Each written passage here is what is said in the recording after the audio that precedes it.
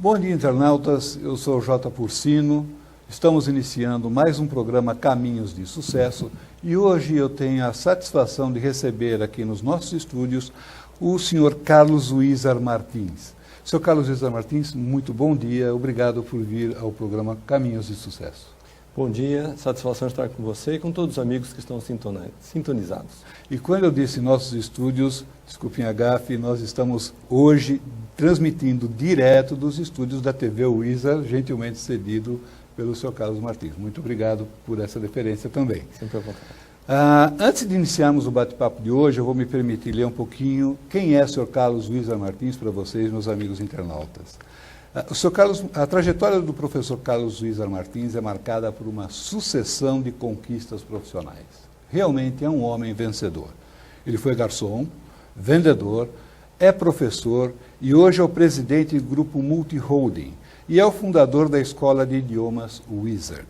O Sr. Carlos fez da escola uma das maiores redes de franquias de ensino de idiomas do mundo, com mais de 1.200 unidades no Brasil e entre outros países, como Estados Unidos, México, Japão e China. Ele também preside o grupo Multiholding, que engloba, além da Wizard, as redes que vocês conhecem, Alps, Skill, IASIG, Quatrum, Bit Company, SOS, Microlins, People e Smart.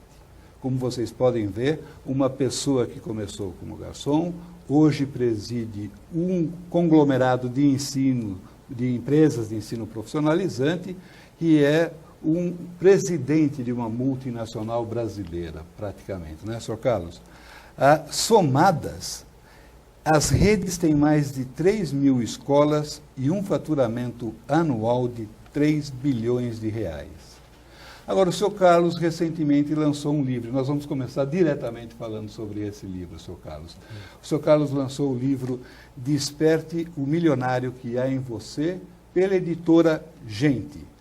Do dia do seu lançamento, que foi dia 27 de abril, até o dia 4 de maio, ele já constava na revista Veja como o sexto mais vendido. E agora já consta na relação da revista Época como o primeiro mais vendido. Fale um pouco desse livro, Sr. Carlos, fale um pouco como o senhor se inspirou para escrever esse seu terceiro livro. Em primeiro lugar, antes de falar a respeito do livro, eu gostaria de citar o momento que o Brasil está atravessando.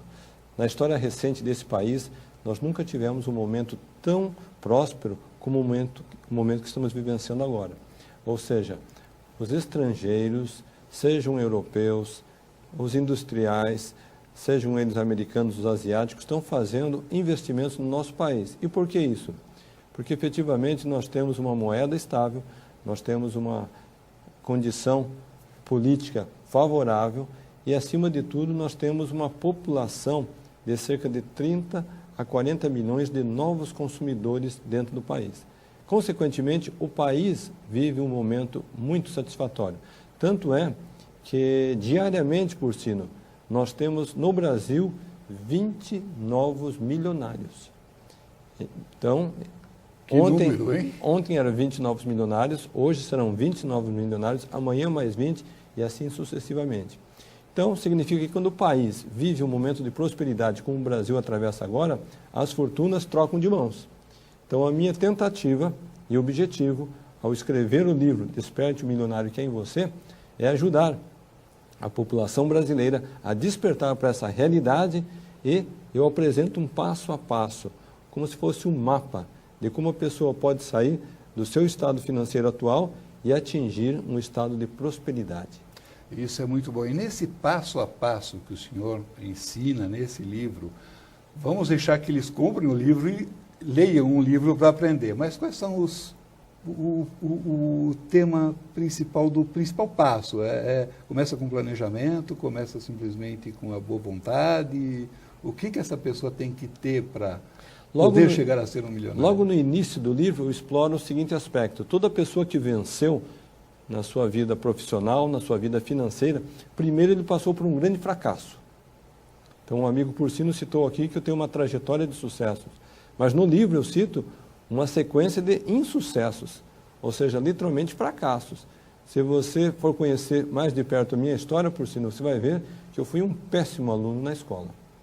As notas dos boletins escolares da época eram um colorido entre vermelhas e notas azuis. Ou seja, o senhor Antônio sofria um pouquinho para poder... O senhor Antônio e a dona Hilda sofreram muito para cuidar do menino. Tanto é que, enquanto aluno na época do colegial, primeiro e segundo grau, eu vinha repetir 2 séries escolares. Só fui terminar o ensino médio com a idade de 22 anos. Ingressei na universidade com 26 anos. Então vamos contar um pouquinho em detalhe essa trajetória, essa história, porque faz parte do nosso programa também, no primeiro bloco, a gente conhecer a fundo o que é essa pessoa que conseguiu alcançar os seus objetivos, alcançou seus sonhos e tem as suas realizações hoje. E daí, na sequência, eu vou responder especificamente a sua pergunta, alguns pontos bem pontuais, específicos, de como a pessoa pode dar essa virada financeira, de sair do seu estado limitado financeiro para um estado de privilégios. Exatamente.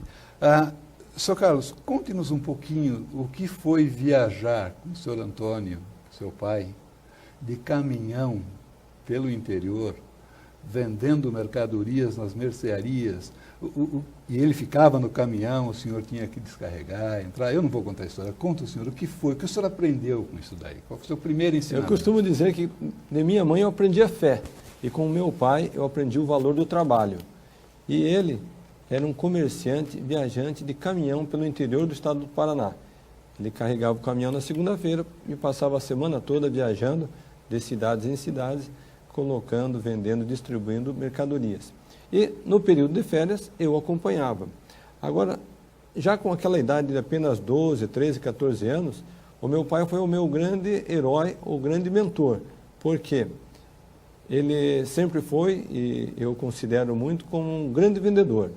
Só que em determinados momentos, Porcino, ele chegava em uma determinada cidade e ele ficava sentado no assento do motorista e ele dizia: filho, agora você vai entrar lá no mercado, você vai falar com o dono, você vai conferir a mercadoria, você vai ver como está o estoque, você vai tirar um pedido, você vai emitir uma nota fiscal, você vai receber o dinheiro, vai entregar o produto e vai completar o serviço trazendo o dinheiro aqui no caminhão para o pai.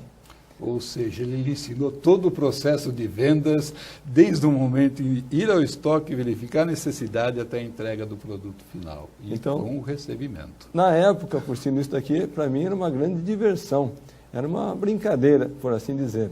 Mas sem perceber, naquela idade de 12, 13, 14 anos, eu estava sendo, entre aspas, treinado na arte de vender, na arte de negociar, relacionar-se, não ter medo de falar com as pessoas, ter essa capacidade de entender um momento que estava sendo ali colocado e finalmente entregar o serviço completo, entre aspas, ao chefe.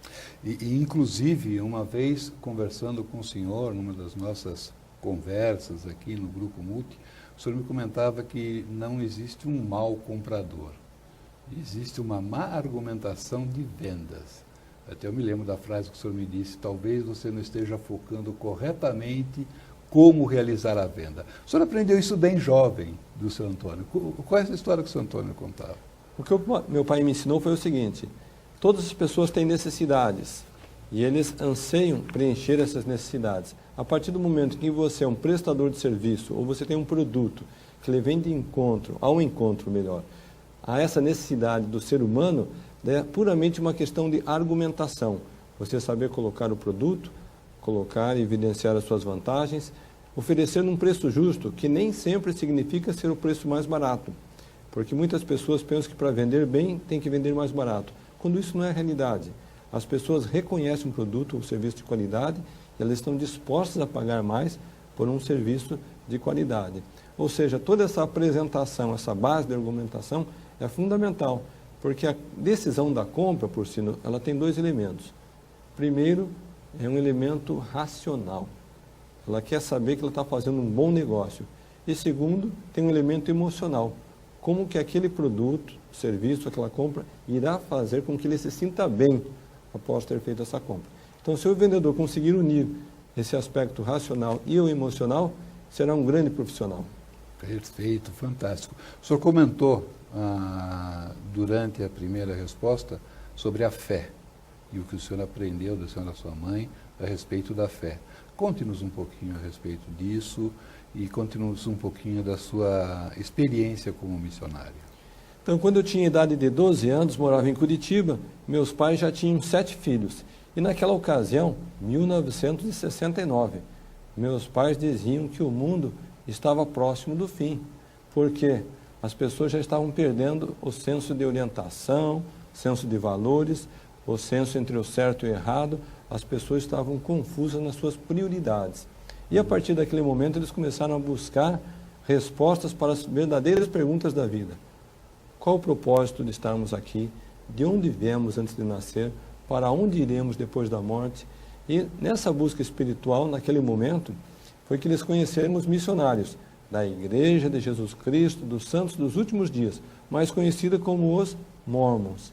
E a partir daquele momento feliz, um momento muito abençoado, eles começaram a ter as respostas que eles estavam buscando, que através da Bíblia, através dos ensinamentos que aqueles missionários trouxeram, fizeram com que as dúvidas deles acabassem.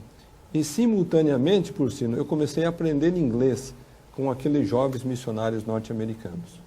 Então, quando eu completei 19 anos, como membro da igreja, eu aceitei um chamado voluntário de servir como missionário. E por 2 anos eu passei em Portugal cumprindo esse trabalho voluntário para a igreja.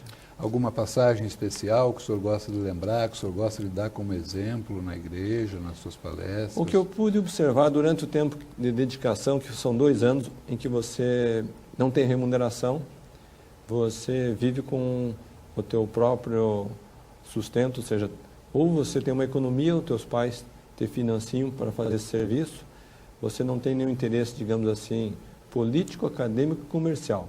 É uma doação. O que eu aprendi é a importância de um versículo na Bíblia que diz o seguinte: se você quiser encontrar a sua vida, você perdê-la a serviço do próximo. E quando você perde a sua vida a serviço do próximo, você acaba encontrando a própria razão da existência. Então eu acredito que aquele momento dos 2 anos de serviço missionário, um trabalho totalmente espontâneo e voluntário, eles foram uma base tanto emocional como espiritual para os desafios que mais tarde eu vinha vivenciar. Eu soube que o senhor teve uma Brasília azul, e que é uma história muito gostosa de se ouvir, sobre a sua fase de vendedor também, né, com essa Brasília. O que o senhor tem a nos dizer desse momento de mudança? Porque ela foi um marco também para uma mudança sua, né, na sua trajetória de vida. Conta um pouquinho dessa história para a gente. Então, para poder situar os amigos, né? Situar os amigos, em que momento que essa Brasília azul entrou na história, eu vou fazer um breve resumo, que novamente com o auxílio daqueles missionários, eu pude estudar na Universidade de Brigham Young, lá no estado de Utah.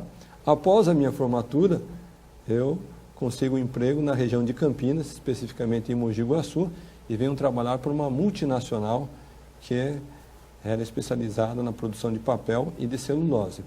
E naquela época, 1987, tudo que eu pensava, por sino, era fazer uma carreira como executivo. Eu pensava, vou trabalhar alguns anos nessa empresa, depois eu consigo uma outra colocação numa outra multinacional e assim vou fazer a minha carreira. No entanto, em determinado momento, um colega de trabalho, ele me perguntou: Carlos, será que você poderia nos dar algumas aulinhas de inglês à noite? Então eu acredito que o meu lado empreendedor falou mais alto naquele momento. E eu pensei assim, aulinhas de inglês, isso significa mais dinheiro no bolso. E mais dinheiro no bolso não faz mal para ninguém. Aí já veio novamente na mente aquele ensinamento do Sr. Antônio. Exatamente. Né? Aproveite a oportunidade, ela está à sua porta, oba, vamos fazer um negócio com alguém. E foi aí o seu ingresso no mundo do ensino de idiomas. Perfeitamente, porque eu comecei dando aulas em casa para um aluno, 2 alunos, 3 alunos, uma turma, 2 turmas, 3 turmas, e até que chegou o momento que eu já não tinha mais tempo livre para ter mais um aluno.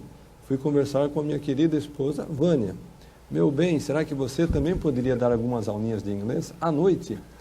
E eu acho que o lado empreendedor da Vânia falou mais alto e ela disse, por que não? Ela seguiu o mesmo modelo. 1 aluno, 2 alunos, 3 alunos, uma turma, 2 turmas, 3 turmas, até que ela também já não tinha mais espaço livre para ter mais um aluno. Aí surgiu a metodologia Wizard e começou a surgir a primeira unidade Wizard na sua casa. Então, nesse momento, Murcino, ainda eu não abri a escola. Olha só que curioso. Uhum. Eu mantive meu emprego na Champion, que era a empresa para a qual eu trabalhava, e, paralelamente, eu dava essas aulas. Então, aqui já está uma dica aqui para os nossos queridos amigos. Muitas vezes a pessoa tem um projeto e ela pensa, eu vou largar o emprego e eu vou me dedicar exclusivamente. E aqui no livro aconselha que nós não devemos fazer isso. Nós devemos conduzir os 2 trabalhos simultaneamente. E só devemos largar o emprego, Porcino, quando a nossa atividade paralela estiver sendo mais rentável do que o emprego fixo. Muito bem, mas deixa eu responder a sua pergunta. A sua pergunta foi em que ponto que surgiu a Brasília Azul. Exatamente. Então, em determinado momento, eu precisava me deslocar para o interior do estado de São Paulo para oferecer o produto, o conceito, a marca, a escola que nós acabávamos de abrir, então, que foi a Wizard. E o carro que eu tinha naquela época era uma Brasília Azul. E eu tenho muitas histórias bonitas que eu guardo com muito carinho de viajar para o interior do estado de São Paulo com a tal da Brasília Azul. Uma coisa que sempre surge como pergunta, da onde veio o nome Wizard? Eu Como morei nos surgiu? Estados Unidos por muitos anos, tanto na época que eu era solteiro, depois mais tarde casado, tive a oportunidade de trabalhar nos Estados Unidos e durante todo esse tempo que eu morei lá, tem um clássico, uma história infantil clássica, muito conhecido do público americano, chamado The Wizard of Oz, ou seja, o Mágico de Oz. E essa história, o Mágico de Oz, Porcino, é uma história de superação. Ela relata a história de uma menininha chamada Dorothy, que ela sai do Kansas e ela quer ir de encontro ao mágico, que em inglês é Wizard. E ela faz uma caminhada, sua trajetória, acompanhada de 3 personagens. Ela é acompanhada de um leão, ela é acompanhada de um homem de lata e ela é acompanhada de um espantalho. E de um cachorrinho chamado Totó. E esses 3 personagens, cada um tem um sonho. O leão, ele se considerava uma pessoa muito medrosa. Ele queria ter coragem. O homem de lata, ele se considerava uma pessoa muito triste. E ele queria ter um coração e amor pelas pessoas. Já o espantalho, ele se considerava uma pessoa muito fraca da mente e ele queria ter inteligência. Acontece que ao longo da trajetória, do percurso que eles fizeram até chegar no mágico, eles tiveram que vencer barreiras, transpor grandes obstáculos e ao longo dessa caminhada, cada um se provou ser vitorioso, porque o leão acabou descobrindo que ele tinha toda a coragem que ele já almejava. Bastava ele explorar o seu interior. O homem de lata se provou ser muito caridoso, muito carinhoso, muito amoroso. Bastava novamente ele explorar o seu interior. E o mesmo aconteceu com o espantalho, que, embora imaginasse que não era inteligente, mas se provou ser a pessoa mais inteligente do grupo. Então essa é a grande história de superação do clássico americano. E eu penso que a Wizard, inspirada então neste conto, ela se transformou numa atividade educacional em que as pessoas superam seus limites, vencem barreiras e realizam seu potencial. Sr. Carlos, o senhor tem quantos filhos? Quantos trabalham com o senhor na empresa? Que posição eles ocupam? E como é trabalhar com os filhos? Então, eu acredito que todo pai que tem um empreendimento próprio, ele tem um sonho. E esse sonho é que os filhos possam se identificar com a atividade do negócio da família. Então, eu me considero uma pessoa privilegiada, por sinal. Eu tenho 6 filhos, os meus filhos variam desde 12 anos até 32 anos. Os 2 mais velhos você conhece, são o Charles e o Lincoln. São formados nos Estados Unidos também, e quando eles se formaram, eu tive uma conversa bastante assim, franca, íntima com eles. Eu disse: meus filhos, o pai vai dar total liberdade para vocês. Se vocês sentirem a vontade de trabalhar no negócio da família, as portas vão estar abertas e vocês vão ser muito bem-vindos. Se vocês, porventura, se sentirem mais à vontade, fazendo um voo solo, buscando outras oportunidades, vão ter todo o meu apoio. Então, por que eu me considero privilegiado? Primeiro, porque eles se identificaram com o negócio da família. E segundo, por sinal, é pela própria competência e habilidade deles gerarem resultado. Porque também não adianta o pai trazer a família para dentro de casa, mas esses membros da família não terem a competência necessária, os skills necessários para realizarem a missão proposta. Depois tenho 2 filhas, a Thaís, com 25 anos, e a Priscila, com 23 anos. Ambas também atuam na empresa, uma no setor pedagógico, outra no setor de comunicação. E os 2 menores estão em fase de formação. Que bonito, que bonito. E nós temos uma surpresa para o senhor. Nós vamos assistir agora alguns depoimentos dos seus filhos falando a respeito do senhor Carlos Wieser Martins. Toca o VT. Carlos Martins, para mim, ele é um exemplo de pai, um exemplo de avô. Muitas pessoas que falam que eu sou a Carlos Martins mulher. Ele é muito corajoso. Precisa ter muita coragem para fazer as coisas que ele faz. Eu aprendi muito. Na verdade, meu pai sempre foi muito dedicado à igreja, né? O Carlos Martins, ele é um homem que ele gosta de demonstrar afeto aos seus funcionários. Para mim, ele representa um exemplo. Desde que a gente acordou, não teve um dia que ele não estava sentadinho lá lendo as escrituras dele no sofá da sala, que tá todos os quartos em volta. Ídolo, um exemplo para toda a minha família. E como meu pai é um bispo, eu tenho certeza que o exemplo veio do meu avô. Desde que quando ele era jovem, ele morou nos Estados Unidos e o desejo dele era voltar a estudar na BYU, na Brigham Young University.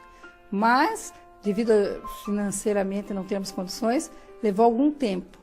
Nisso nós tivemos os gêmeos, aí levou mais um tempinho. Então, quando os gêmeos tinham 2 anos, que ele conseguiu então ser aprovado para estudar na universidade. Então nós ficamos lá por 3 anos, somente ele foi para a escola e eu fiquei no apoio em casa com as crianças e ainda cuidando de outras crianças para ajudar no orçamento da família. Eu me considerava a pessoa mais pobre de todos os estudantes da BYU. Nosso orçamento era muito, muito limitado. Mas a gente sempre ouviu aquilo que o profeta disse, não façam dívidas, e a gente vivia, toda semana fazíamos o nosso orçamento e pagávamos o nosso dízimo. Eu acho que o Senhor nos abençoou muito, porque ficamos durante aqueles 3 anos, não tivemos problemas de saúde. Foi um tempo muito abençoado. Então, eu acho que o Senhor estava conosco, pela nossa determinação de pagar o nosso dízimo e cumprir os mandamentos. Teve um ano, que foi o último ano, que foi o mais difícil da escola. Ele fez uma meta de ir ao templo, mas ele trabalhava período integral. Quer dizer, ele trabalhava na BYU 4 horas e ainda fazia um outro trabalho para ajudar mais. Estudava período integral. Mas ele fez uma meta de ir ao templo toda semana. Ele ia no primeiro horário, das 5:30 da manhã, do Templo de Provo, todas as terças-feiras. Ele cumpriu aquilo, e aquilo que foi a bênção na vida dele. Que o Senhor abriu a mente dele e ele conseguiu tirar as notas e foi uma bênção muito grande. O compromisso que ele fez com o Senhor reverteu em bênçãos na vida dele. Foi muito legal. Então nós realmente sentimos a mão de Deus na nossa vida lá, nesse período que a gente estava lá. Sentimos muita falta da família no Brasil, do clima daqui, estranhamos bastante a neve, teve muitos desafios. Eu tive que tirar a carteira de motorista lá, que eu não dirigia, ele não tinha tempo, tinha que dirigir. Foi uma porção de coisas que mudaram na nossa vida, mas foi um tempo de progresso também. E daí, de repente, ele não tinha mais horário.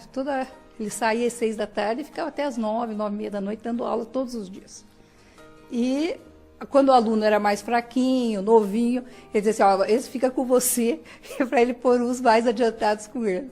Então, eu também tive a chance de ensinar alguns alunos. Foi uma experiência muito boa, mas percebemos que logo ele estava ganhando mais dando aula do que ele ganhava trabalhando às 8 horas. Eu conheci o Carlos Martins há 20 anos atrás, quando ele me convidou para trabalhar com ele. E quando eu vim para cá, ele falou, Baroni, você vai ser a minha mão direita aqui. Porque a esposa dele trabalhava com ele junto e ele quis aliviar um pouco o trabalho da esposa. Quando eu entrei aqui tinham 90 funcionários. Ele conhece todos os funcionários pelo nome, ele é detalhista. Mas hoje nós temos quase 500 funcionários. E ele ainda, não sei se conhece todos, mas ele faz questão de chamar cada funcionário pelo nome. De tudo que ele sempre ensinou, acho que o valor do trabalho sempre foi... A gente sempre aprendeu a ganhar tudo com o trabalho, nunca foi tudo de mão beijada. E a gente aprendeu isso, que se a gente quisesse alcançar algo, seja dentro da igreja, na vida, ou com os filhos, era através do trabalho, dedicação. Nada ia vir de mãos beijadas do céu. Eu vi como um grande trabalhador. Eu via até pouco, às vezes, quando era muito criança, eu via ele pouco, porque ele chegava tarde, saía cedo, né, muito corrido. Mas o que me marcou muito é que quando ele estava em casa, ele estava com a gente, ele ficava com a gente. Então, se a gente ia jogar bola, se a gente ia passear, tomar um sorvete, ele estava conosco, né? E isso lá no começo, quando eu era pequeno, até na minha juventude, como ele trabalhava muito, a gente tinha pouco tempo, mas o tempo que tinha muita qualidade. Para o meu dia era quinta-feira. Era o dia mais esperado da semana, a gente podia escolher a programação, a gente podia escolher o que queria fazer. E o engraçado, assim, que a gente podia fazer o que a gente quisesse, mas eu não me lembro da gente escolher coisas grandiosas, e sim a gente que era o dia com o pai. Eu até me lembro uma vez, uma amiga minha da escola perguntando, então se você pode pedir o que você quiser, por que você não pede aquilo ou isso? Mas o legal mesmo não era o pedir o que a gente quisesse, era tal momento com o pai, uma coisa que ele sempre se preocupou muito com a gente. Que ao mesmo tempo que ele sempre se preocupou em estar muito ausente por causa dos negócios, ele sempre, para mim, foi um pai muito presente em todas, festa junina, festinha de escola, apresentação, ele era o primeiro da fila, o primeiro da cadeira a estar lá, então sempre foi muito presente na nossa vida, sim. Ele gosta de fazer entrevistas e saber todos os detalhes dos filhos, da vida dos filhos, o que está acontecendo. Então, desde minha primeira paixão, ele sabia de tudo, porque vinha perguntar e queria saber como que era, quem que era, o que estava acontecendo, quais eram as regras. E então ele sempre fez questão de ter um diálogo muito aberto. Foi sacrifício? Foi. Mas eu acho que valeu a pena também, porque ele usou esse tempo para ensinar as crianças, conversar com eles, foi algo muito produtivo. Tem um momento para ficar com ele. Quarta-feira para todo dia ir na atividade na igreja e quinta todo dia ir no templo. Olha, nós temos a meta de toda quinta-feira ao templo.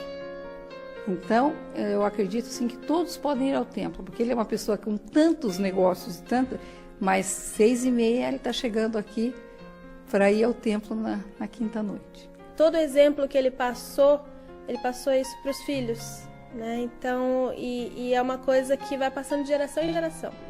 Né? Então, meu marido, eu vejo que ele é muito parecido com o pai. Ele tem muitas coisas que ele traz para casa. Então, muitos princípios da igreja,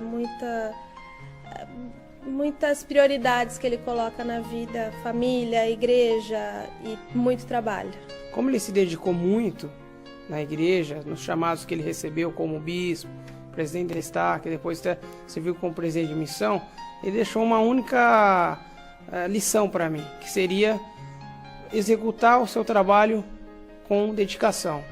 Então ele sempre foi um bispo que se dedicou, um presidente de Estaca que realmente colocou muito tempo, né? Os domingos a gente só via ele na hora do almoço e depois não via mais, quer dizer, estava sempre dedicado à igreja. Ele deixou uma grande lição para mim, que dentro da igreja a gente tinha que levar as coisas com seriedade, quer dizer, receber um chamado e executar com dedicação. Muitas vezes a gente viajava, tinha que voltar no sábado, por exemplo, porque no domingo ele tinha que estar na igreja. Ele é muito em prol da obra missionária. Uma pessoa assim muito voltada para a obra missionária. Não pode ver uma pessoa sem falar da igreja, sem falar que ele é membro, sem convidá-la para uma atividade. Então, ele gosta muito de fazer reuniões familiares aqui em casa, trazendo amigos, pessoas para fazer a reunião familiar e nessa ocasião ele falar da igreja. Ele é uma pessoa que ele pensa bastante quando ele quer uma coisa, então ele sabe dar as voltinhas dele, ele sabe para chegar onde ele quer.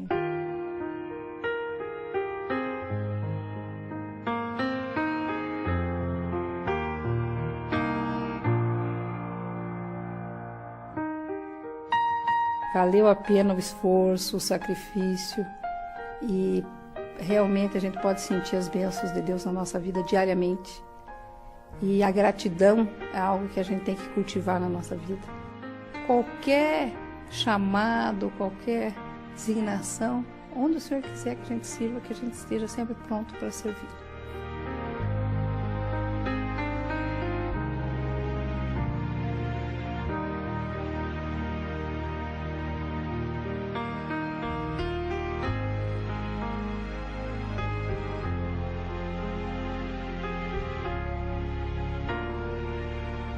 Bom, seu Carlos, gostou dos depoimentos? O que o senhor achou? Realmente como traz emoção para a gente ter essa oportunidade tão, digamos assim, de uma fala tão sincera e íntima, daqueles que nós vimos crescer, se formar e que hoje estão lado a lado com a gente, dividindo as responsabilidades, atendendo os clientes, sonhando maior e, acima de tudo, com o foco na educação, o foco no empreendedorismo, um foco de transformar o nosso país num país bilíngue. Bom, querido internauta, nós vamos agora para um pequeno comercial, vamos fazer uma paradinha e no próximo bloco nós vamos voltar com o Sr. Carlos Luiza Martins, quando ele vai falar um pouco sobre o empreendedorismo e o mercado de franquias. Aguarde um minutinho e nós já voltamos.